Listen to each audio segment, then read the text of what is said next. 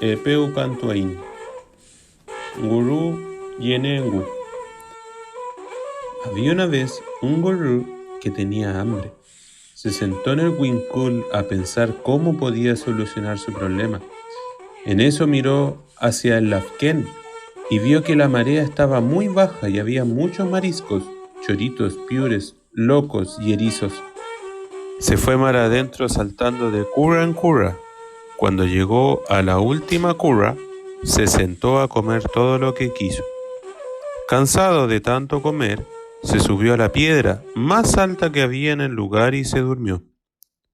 Cuando despertó, la marea había subido y el agua cubría las piedras y no podía regresar a tierra firme. Se puso a llorar amargamente y rogó a Genechen y el Chen para que alguien lo salvara de su problema. Entonces se le acercó una Yené y el gurú se subió al lomo para que ésta lo llevara hacia la orilla.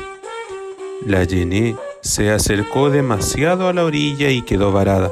El gurú le dijo a la Yené que iría a buscar ayuda, pero en realidad fue a llamar a la gente de la comunidad para que la cazaran.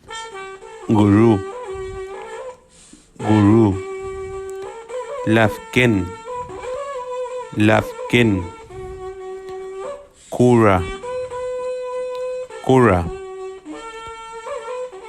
Yené, Yené.